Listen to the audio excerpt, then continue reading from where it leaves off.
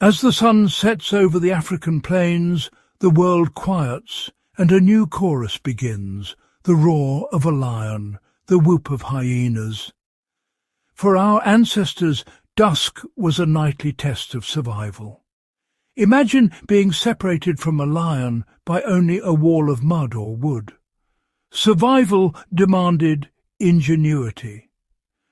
The answer was clever design, homes and villages built as silent defences. Across Africa, people turned stone, mud, thorns and trees into fortresses.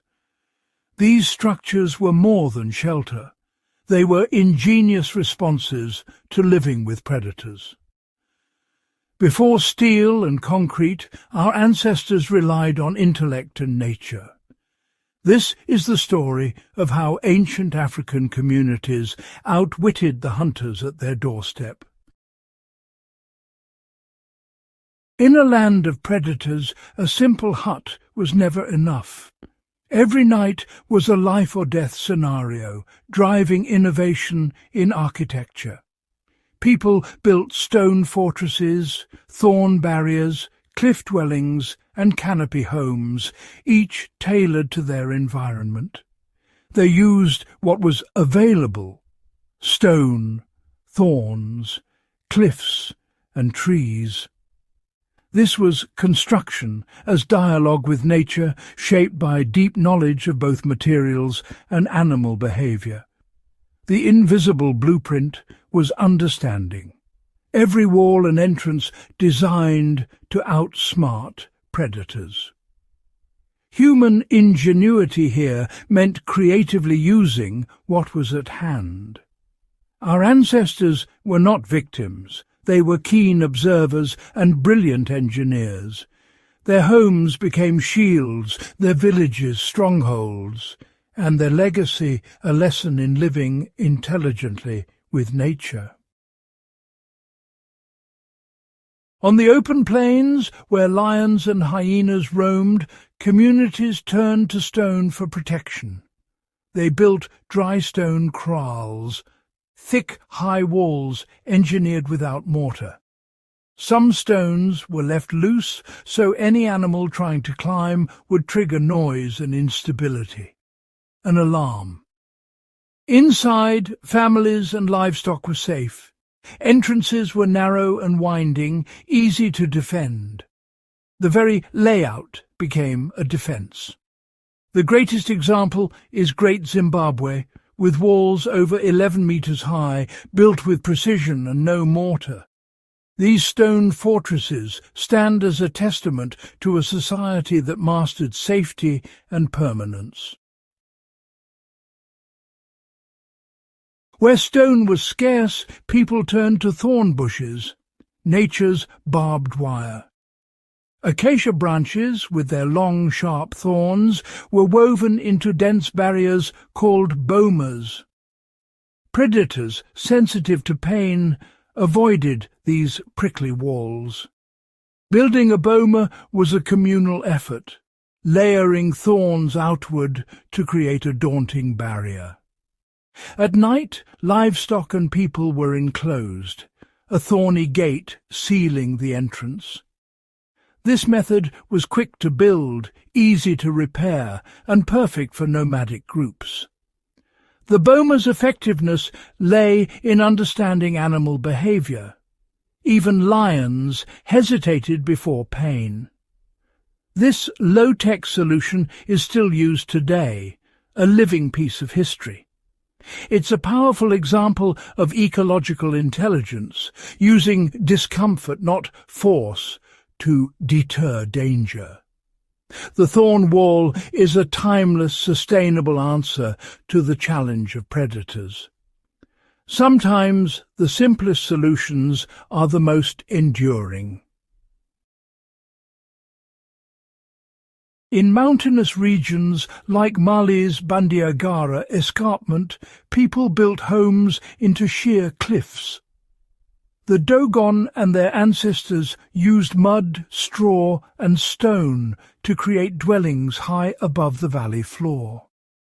Access required ropes or ladders which could be pulled up at night. making the homes nearly unreachable. Predators and raiders alike were thwarted by verticality. Granaries and homes were clustered for defence and community, with commanding views of the landscape. The cliff itself became the ultimate wall, nature's fortress. Instead of fighting the landscape, these communities embraced it, turning danger into safety. Cliff dwellings are a stunning testament to human adaptability and courage. They transformed the edge of the world into one of its safest places. In Central Africa's rainforests, danger lurked on the shadowy forest floor. Some communities built their homes high in the canopy, suspended between earth and sky. Using lianas, saplings and leaves, they crafted lightweight shelters among the branches. Rope ladders or vines could be pulled up, keeping ground-based threats at bay. These treetop homes were temporary, perfectly suited to a mobile hunter-gatherer lifestyle.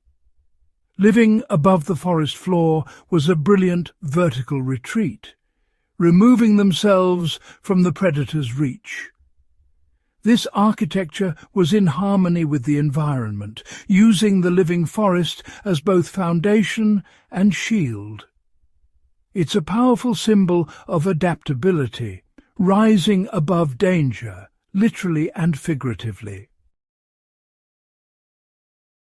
As societies grew, so did their defences, culminating in walled cities like Kano, Nigeria.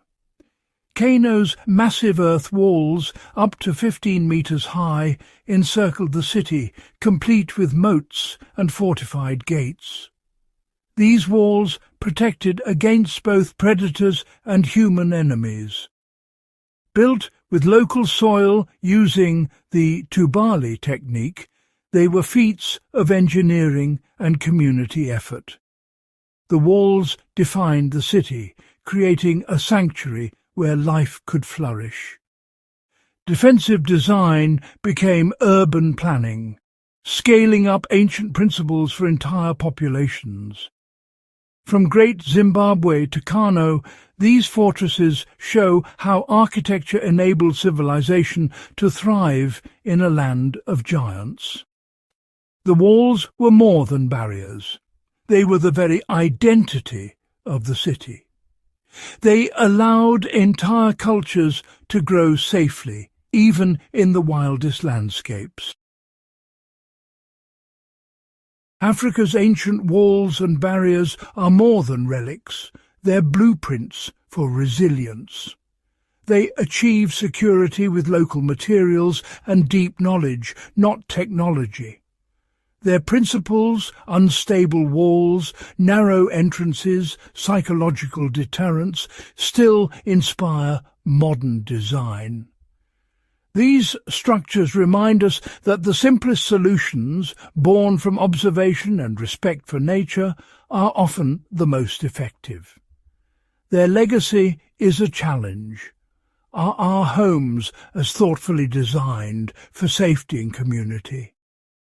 We may not face lions, but the need for secure, resilient spaces endures. Let these stories inspire us to build with creativity and purpose. The ingenuity of Africa's predator-proof architecture is a gift from the past, one that still shapes our future.